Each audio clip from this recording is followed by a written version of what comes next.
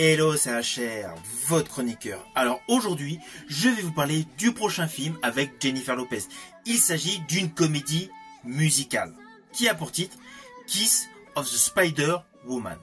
Naturellement, je vais vous détailler plusieurs informations sur ce film. Mais avant cela, n'oubliez pas, si vous n'êtes pas abonné, pensez à le faire. Pensez à la petite cloche pour les notifs. Et surtout, pensez à me mettre en commentaire ce que vous attendez de ce film.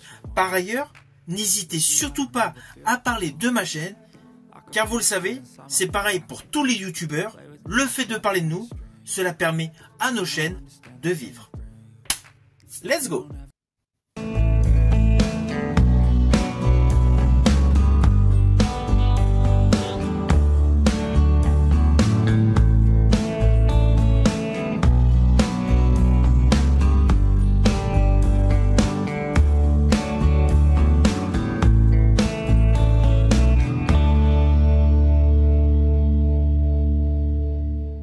Alors pour ce film, Kiss of the Spider-Woman, Jennifer Lopez a beaucoup d'attentes. Elle espère avoir une nomination.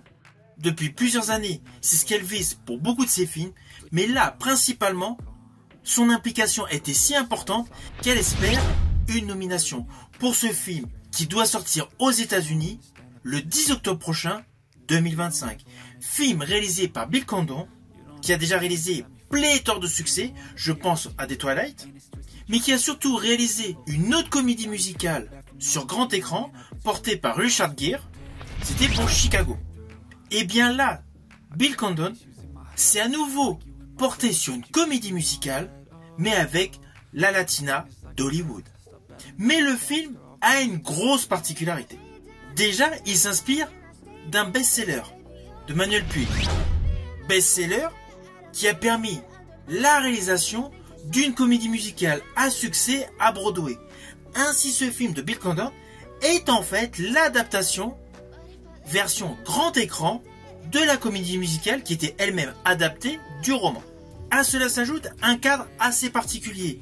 Une grosse partie de ce film se déroule dans une prison en Argentine, durant la dictature.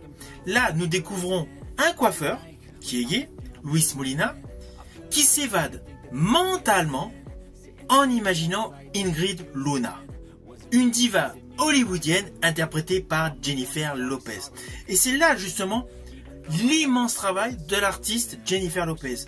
C'est que comme le prisonnier qui se l'imagine avec différentes chansons, différentes chorégraphies, différents looks, forcément, toutes ces divagations mentales, le spectateur les observe en live. De ce fait, l'artiste Jennifer Lopez a interprété plusieurs tableaux, naturellement des tableaux musicaux. À cela s'ajoute, toujours pour Jennifer Lopez, c'est une double interprétation.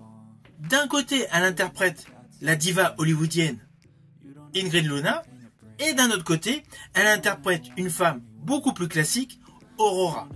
Ceci dit, dans le casting de ce film, nous retrouvons un autre acteur qui a un sérieux talent, qu'on a pu voir récemment dans la série Andor, c'est Diego Luna.